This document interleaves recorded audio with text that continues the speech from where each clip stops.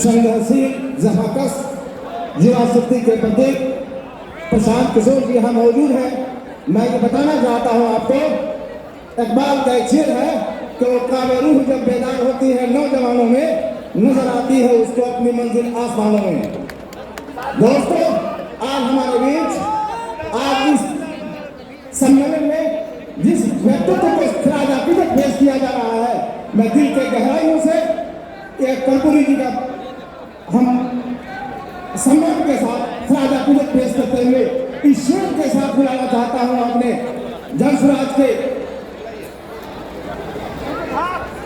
चले तो वक्त रुके तो हवाओं जैसा है, चले तो वक्त रुके तो हवाओं जैसा है, इस शख्स को धूप में देखो तो छांव जैसा है। यह शक्ति है प्रशांत किशोर की, और प्रशांत किशोर के प्रतिरूप के रूप में खड़ा व्यक्ति जिसका नाम आफाक अहमद है। इस आफाक अहमद चंपारण के धरती से बिलोंग करता है, और चंपारण से एक गरीब किसान के लड़के को प्रशांत किशोर के अंदर वह कुव्वत और सलाहियत है, वो जहानत है ईश्वर ने दिया है कि किसान के लड़के को उस सदन के अंदर लाकर पहुंचाया। यह कथनी और करनी में अंतर होता है। इन्होंने करके दिखाया। 2 अक्टूबर 2023 से चले, मैं इनके साथ चला था, लेकिन इन्होंने कहा गाँव-गाँव में कि जो गरीब आदमी है संसाधन के बिना अगर सदन के अंदर नहीं जाना चाहता है तो मैं अपना बुद्धि और विवेक से संसाधन लगाकर उसके सदन के अंदर भेजूंगा। इन्होंने ये साबित किया। आफाक जैसा आदमी को, एक किसान के लड़के को इन्होंने उस सदन में भेजा जो 1952 से लेकर आज तक कोई गरीब का लड़का नहीं जाता। ये पहला मौका है। इसलिए कौन कहता है कि दौलत चाहता हूँ, झूठ ये भी है कि जन्नत चाहता हूँ, है फकत मासूम सी मेरी तमन्ना, मैं तेरी मोहब्बत चाहता हूँ। इन शब्दों के साथ बहुत बहुत शुक्रिया। जय हिंद, जय भारत। आप मैं नहीं समझ रहे हैं। मैं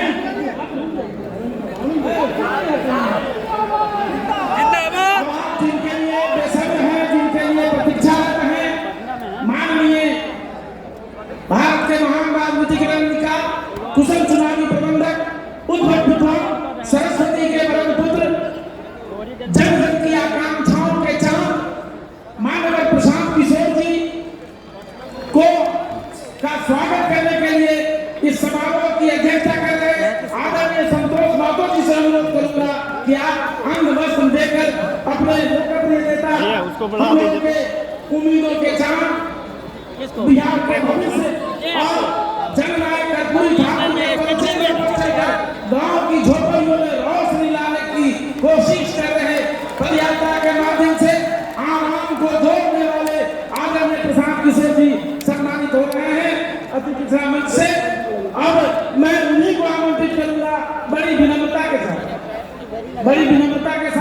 और शेष वक्ता हमारे बीच से आदरणीय सत्ताराम राय जी 1 मिनट आएंगे और प्रधान जी को वजामंत्रित करेंगे। आदरणीय सत्ता भैया, मैं समझता हूँ जितनी देरी हो चुकी है, आप सब यहाँ प्रशांत जी को सुनने आए हैं। मैं सिर्फ एक ही बात कह के प्रशांत जी को यहाँ बुलाऊंगा, वो ये है, यह जो अभियान चल रहा है, जो जनसुराज का अभियान चल रहा है, ये बिहार के लिए अंतिम प्रयास है। इसके पहले किसी ने प्रयास नहीं किया था। इसके बाद में अगर ये अभियान किसी भी तरह से कमजोर पड़ा तो दोबारा कोई माइक कराने का प्रयास नहीं करेगा। इसलिए प्रशांत किशोर जी के लिए आप लोग अपना तनमन लगा दीजिए। ये प्रयास कर देना चाहिए, बिहार के लिए सबसे आवश्यक प्रयास है। बस इतनी बात कहने के लिए मैं हूँ, और मैं सादर आमंत्रित करूंगा प्रशांत जी को कि मेरा समय भी आप ही में आए।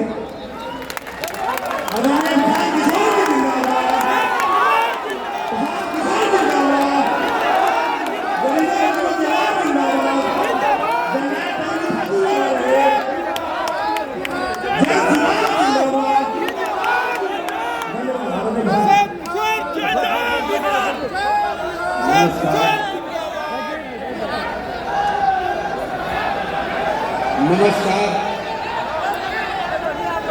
आप सबका इस सभागार में स्वागत है। पिछले 1.5 वर्ष में जब से हमने ये पदयात्रा जनसुराज अभियान के तहत शुरू करी है, थोड़ा सा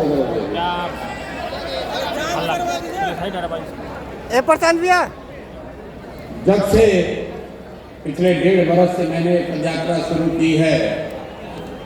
मैंने अभी तक किसी भी इस तरह के कार्यक्रम में हिस्सा नहीं लिया।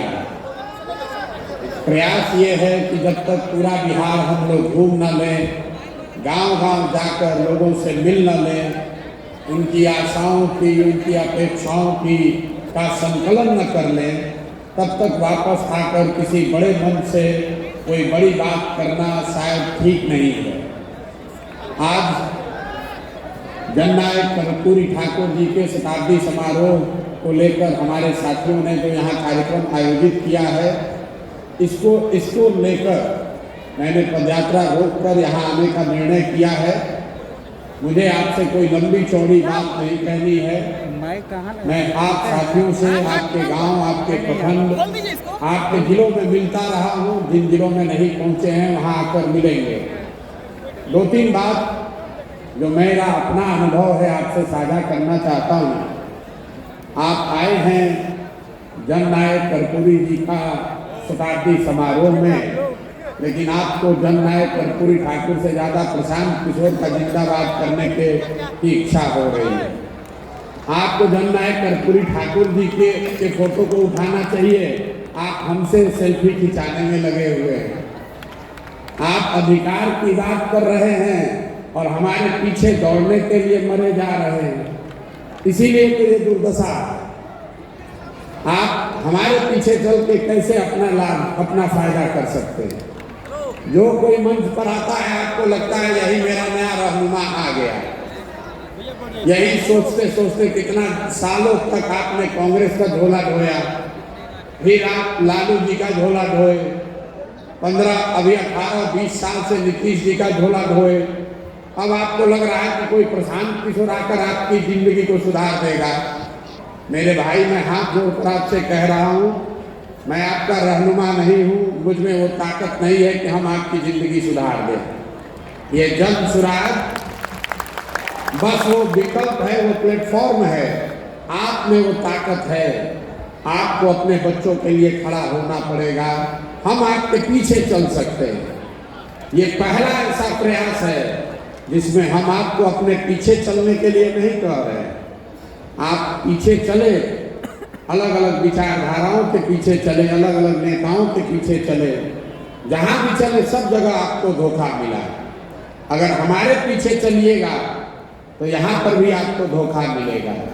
इसलिए मेरा आपसे आग्रह है, अनुरोध है, सुझाव भी है, किसी के पीछे मत चलिए, हमारे पीछे भी मत चलिए। आप आगे चलिए और जन स्वराज की जो व्यवस्था है, जो संसाधन है, जो हमारी ताकत है, उसको अपने पीछे लगाइए। तब आपका भला होगा, तब आपके समाज की तरक्की होगी। अभी जातिगत सर्वे हुआ है। आप में से बहुत लोगों ने वर्षों तक ये मांग की है कि जातिगत जनगणना होना चाहिए।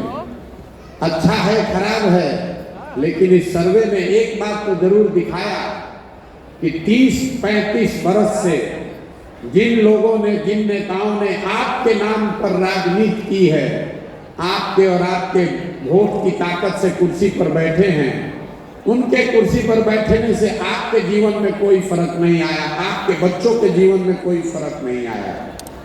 और कुदरत का देखिए, ये नियति ऐसी चीज है, ऊपर वाला की जो ताकत है, उन्होंने उन्हीं के दिमाग में ये बात डाल दी। उन्होंने खुद से सर्वे किया और बताया कि भाई आपकी स्थिति 30 वर्ष पहले जो थी वही स्थिति आज भी बनी हुई है।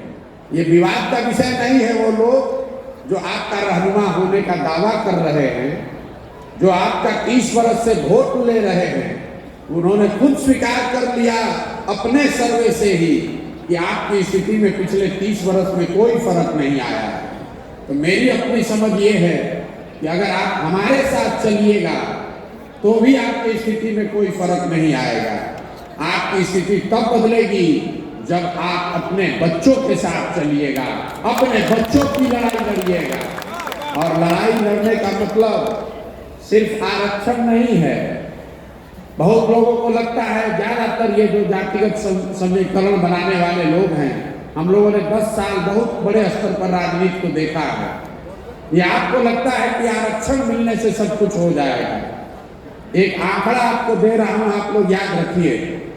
पूरे बिहार में चपरासी से लेकर मुख्य सचिव तक जितने लोग नौकरी, सरकारी नौकरी करते हैं, उन सब की संख्या को, अगड़ा, पिछड़ा, दलित, मुसलमान, सब की संख्या को अगर जोड़ दीजिएगा तो आपको पता चलेगा कि सिर्फ 1.57% मतलब 1.5% ही बिहार की आबादी सरकारी नौकरी करती है।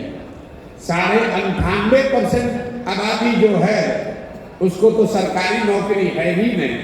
तो अगर आपको कोई आरक्षण का लाभ दे भी रहा है तो उसी 1.5% में तो आपको कुछ मिलना है। आपकी स्थिति तब सुधरेगी जब 100% आपको बच्चों को पढ़ाई की व्यवस्था की जाएगी, तब आरक्षण का लाभ आपको मिल सकता है। जब आपके बच्चे पढ़ ही नहीं रहे हैं तो आपको आरक्षण का लाभ मिलेगा कैसे? आप भागीदारी की लड़ाई लड़ रहे हैं, भागीदारी तो आपको मिल ही गई है। बिहार के गरीबों में सबसे बड़े भागीदार आप हैं। बिहार के अशिक्षित बच्चों में सबसे ज्यादा अशिक्षित बच्चे आपके समाज के लोग हैं। बिहार के भुखमरी के शिकार लोगों में सबसे बड़ी भागीदारी आपकी है। आपने भागीदारी मांगी सत्ता में, आपको भागीदारी मिल गई गरीबी में, अशिक्षा में, भुखमरी में, पिछड़ापन में। और इसका एक ही उपाय है, अपने पैर पर खड़े होइए, जन सुराज की इस व्यवस्था का लाभ उठाइए। लोग बताते हैं कि हमारा सुझाव लेकर बड़े बड़े लोग नेता बन गए, चुनाव जीत गए। आपको ये खुला निमंत्रण दे रहा हूं, आप अपने और अपने बच्चों को जन सुराज की इस व्यवस्था से जोड़िए। मेरे पास जो भगवान का दिया हुआ शक्ति, बुद्धि, साधन है, वो सब कुछ आपके पीछे, आपके बच्चों के पीछे लगेगा। किसी का झंडा लेकर मत घूमिए। अगर झंडा लेकर चलिएगा आपका भला कभी नहीं होगा। अभी ये अधिवेशन आज शताब्दी समारोह में शुरू हुआ है। मैं यहाँ भाषण देने नहीं आया हूँ। मेरी जो समझ है आपको सुझाव दे रहा हूँ, मानना नहीं मानना आपकी मर्जी है। ऐसे 10 अधिवेशन तो हर प्रमंडल में बिहार के ऐसे अधिवेशन कराए जाएंगे। मेरा प्रयास है कि व्यक्तिगत तौर पर जो जाकर मैं आपसे मिल रहा हूँ, सुन रहा हूँ, समझने का प्रयास कर रहा हूँ, उसके साथ साथ सामूहिक तौर पर आपके समाज के लोगों की आकांक्षाओं को, भावनाओं को समेट कर जो सुझाव हम लोग को मिलेगा, जब जब सुराज दल बने तो उस दल में आप झंडा उठाने वाला न बने, आपके सुझावों के आधार पर इस दल का संविधान बने, आपकी इसमें भागीदारी हो, हिस्सेदारी हो। आप प्रशांत किशोर के दल में मत शामिल होइए, उस दल को बनाइए जिसको आप अपने और अपने बच्चों के लिए बनाना चाहते हैं। एक ईंट प्रशांत किशोर की है, एक ईंट आप अपनी ओर से भी लगाइए और भरोसा रखिए। लोग बताते हैं कि पिछले 10 साल में मैंने जिसका भी हाथ पकड़ा है वो कभी चुनाव नहीं हारा है। अगर आपका भी हाथ पकड़े हैं और आप खड़े होइएगा, आपको भी हारने नहीं देंगे, ये भरोसा रखिए। हम उनमें से नहीं हैं जो चुनाव लड़ने के लिए लड़ता है, राजनीति करने के लिए राजनीति कर रहा है। अगर बिहार में आए हैं तो ये आप मान कर चलिए कि बिहार को जीतने का पूरा खाका दिमाग में बना कर लाए हैं। इसको जीतना कैसे है, जीतने के लिए कितनी ताकत लगानी पड़ेगी, कितना संसाधन लगाना पड़ेगा, कितना पसीना बहाना पड़ेगा, किनको साथ लेकर चलना होगा, ये सब कुछ सोच समझ कर आए हैं और पूरी तरीके से कृत संकल्पित हैं। जीवन के चाहे 2 बरस लगे या 5 बरस, इसको सुधार बगैर मानेंगे नहीं। अब तय आपको करना है। आप आइए, जुड़िए और पहले अपने जीवन काल में अपने बच्चों की जिंदगी को बेहतर होते देखिए। और ये बेहतर प्रशांत किशोर के प्रयास से नहीं, अपने प्रयास से, अपनी ताकत से, अपने पुरुषार्थ से आप इसमें जुड़िए। मैं यही आपको कहने आया हूँ। जननायक कर्पूरी ठाकुर जी का आज शताब्दी समारोह के अवसर पर जो पार्टिसिपेट करने का मुझे अवसर मिला है, 2-3 बातें जो हमारे साथियों ने बताई है, उससे पहले भी पिछले 1.5 साल में पैदल चलते हुए हर गांव प्रखंड में मैंने कहा है कि पहली बार आप 2025 के चुनाव में देखेंगे, पहली बार किसी एक राजनीतिक प्लेटफॉर्म से कम 75 आपके समाज के लोग विधायक का चुनाव लड़ेंगे। कम से कम 75 आदमी चुनाव लड़ेगा और मन से आपको दावा कर रहे हैं कि अगर जो दल और नेता आपका रहनुमा होने का दावा करता है, जरा उनसे पूछ लीजिए और उनको चुनौती भी दे रहा हूं, अगर उनमें दम है तो आपके 75 लोगों को लड़ा कर दिखा दें। कोई नहीं लड़ा सकता। और ये टिकट देने की घोषणा नहीं है, ये टिकट देने की घोषणा नहीं है। आपके समाज के अगर 75 लोगों को लड़ाएंगे तो लड़ने की तैयारी भी कराएंगे और उसके पीछे लड़ने की पूरी साधन की भी व्यवस्था करके देंगे। ये आपको आश्वासन देकर जा रहे हैं।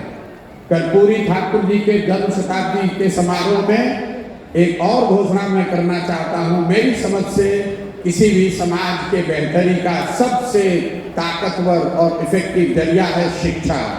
जन सुराज की तहत से इस वर्ष से, अभी से मार्च महीने के आगे से हर वर्ष 500 अति पिछड़ा समाज के बच्चों को जन सुराज अपने खर्चे पर, मेधावी छात्रों को पढ़ाने का खर्चा जन सुराज से दिया जाएगा। दल की ओर से मतलब करीब हर जिले से 10 से 12 मेधावी छात्रों को, जिसको आपकी मदद से कंपटीशन के आधार पर चुना जाएगा, उनको आगे पढ़ाने की, खासकर कॉम्पिटिटिव एग्जाम्स में, नौकरी के एग्जाम्स में उनको कोचिंग के लिए उनके पढ़ाई की व्यवस्था का पूरा खर्चा जन सुराज की ओर से उसको उठाया जाएगा। मेरा आपसे अनुरोध ये है, एक बार चाहे आधी पेट खाइए, लेकिन अपने बच्चों को पढ़ाने पर पैसा खर्च कीजिए।